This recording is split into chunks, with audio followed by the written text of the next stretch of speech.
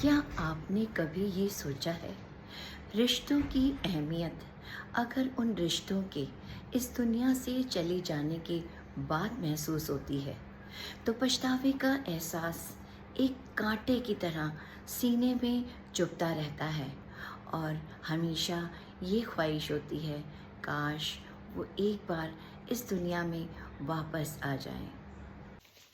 नमस्कार, मैं आशा विक आप सबका तहे दिल से स्वागत करती हूँ। दिल की कलम से एहसासों की इस कड़ी में मैं आपको सुनाने जा रही हूँ मेरी कहानी एहसास।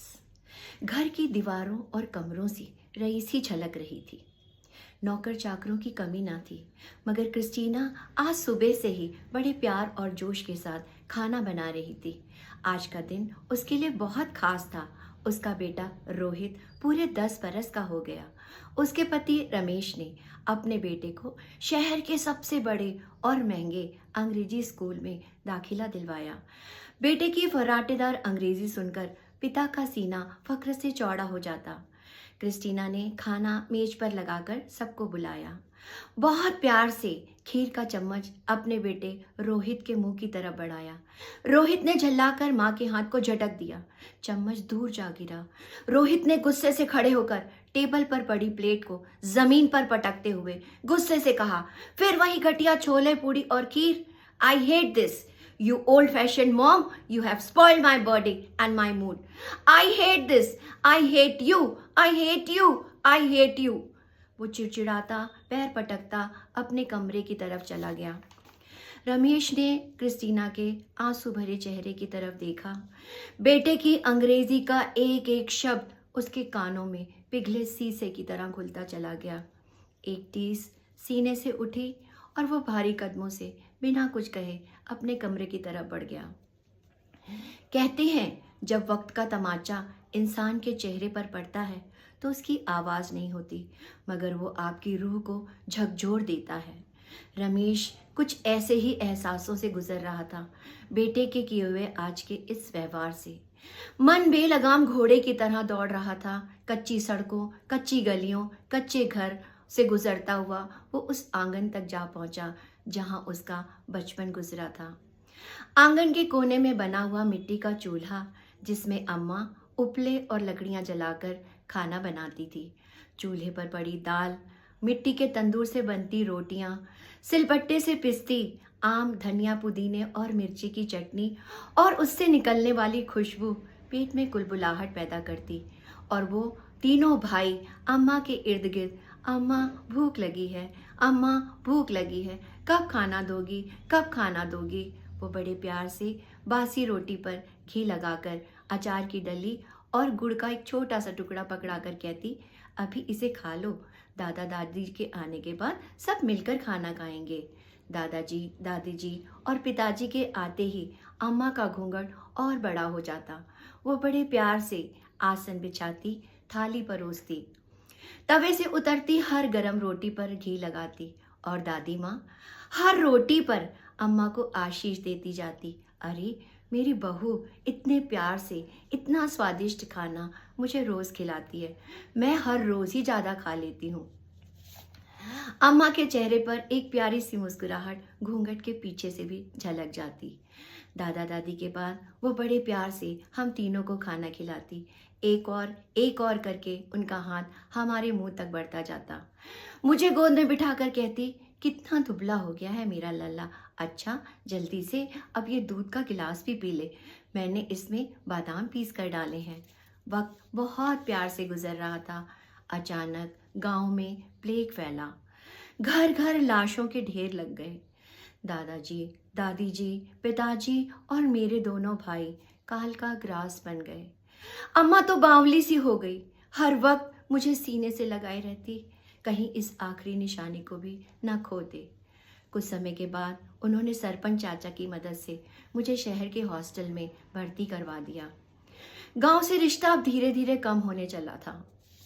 अब घी रगी रोटियां अच्छी नहीं लगती थी, पिज़्ज़ा और बर्गर जो सिर चढ़कर बोलने लगे थे।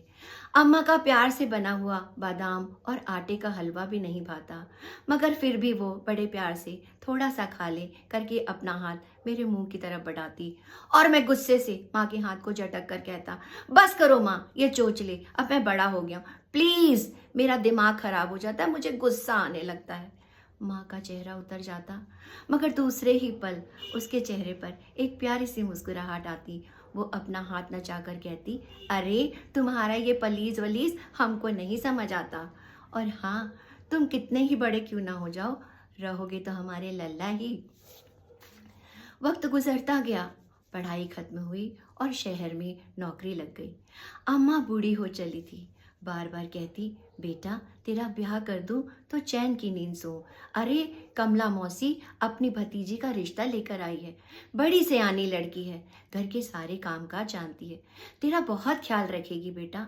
अम्मा की बात सुनकर मेरा पारा चढ़ता, कमला की भतीजी, हाँ, मेरा मन तो कॉलेज की दोस्त क्रिस्टीना पर आया हुआ था। जन्म जन्म की कस्में वादे ही हो चुके थे, और फिर एक दिन हम दोनों ने चर्च में जाके शादी कर ली। अम्मा को बताया तक नहीं। क्रिस्टीना को लेकर जब मैं गांव पहुंचा, अम्मा एक पल के लिए सन्न रह गई। दूसरे ही पल बहू के गले में बाहें डालकर अंदर ले गई। चिल्ला चिल्लाकर पड़ोसियों को बुलाने लगी, अरे कमला, बसंती, रधिया, अरे सुनो, देखो मेरा लल्ला मेरी बहू को लेकर आया है। अरे निगोड़ियों जल्दी आओ, कितनी सारी रस्में करनी है। मैंने गुस्से से कहा, अम्मा किसी को बुलाने की जरूरत नहीं। क्या बोल रहे हो बेटा, जरूरत नहीं? अरे ये गांव वाले ही तो हमारे अपने हैं, बरसों से बिल्कुल एक परिवार की तरह। कितने खुश होंगे मेरी बहू को देखकर। अम्मा बंद करो ये ढकोसले। अम्मा अंदर गई और संदूक से एक बहुत प्यारा लाल जोड़ा निकाल कर ले आई। कहा, बेटा ये बहू के लिए है। मैंने जोड़े को वहीं पटकते हुए कहा, अम्मा ये सब करने की जरूरत नहीं, क्रिस्टीना ये सब कुछ नहीं पहनती। नहीं पहनती? अम्मा रुआसी होने लगी, आंसू आंखों में भर आए, छुपाने की बहुत कोशिश की, आंचल चेहरे पर डाल लिया और कहा, अच्छा मैं जल्दी से हलवा बनाती हूँ, बहू का मुंह मीठा कराना है, आज पहली बार घर आई है। हलवा! मैंने फिर गुस्से से अम्मा को पकड़कर झल्ला कर कहा, कोई जरूरत नहीं उस घटिया हलवा बनाने की। अम्मा मेरी इस व्यवहार से सहम गई, रुआसी होकर हाथ जोड़कर कहा, तुम ही बताओ लल्ला, हम क्या करें? कुछ करने की जरूरत नहीं, बस तुम्हें बताने आए थे, अब जा रहे हैं। क्रिस्टीना चलो उठो।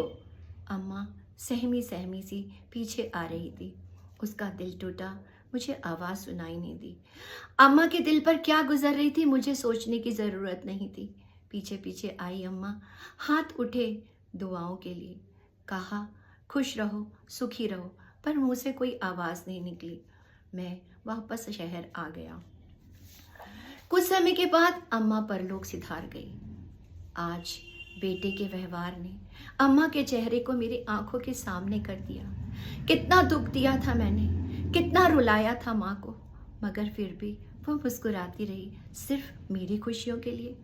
दिल चाह रहा है अभी दौड़कर गांव चले जाऊं, अम्मा से लिपटकर फूट फूट कर रोऊं और कहूं, अम्मा सिर्फ एक बार मुझे माफ कर दो, एक बार अम्मा अपने हाथों से हलवा बनाकर मुझे खिलाओ।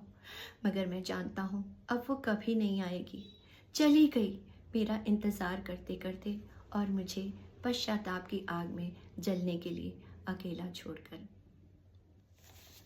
बहुत जल्द आपसे फिर मुलाकात होगी मेरी नई कहानियों और कविताओं के साथ। तब तक के लिए धन्यवाद।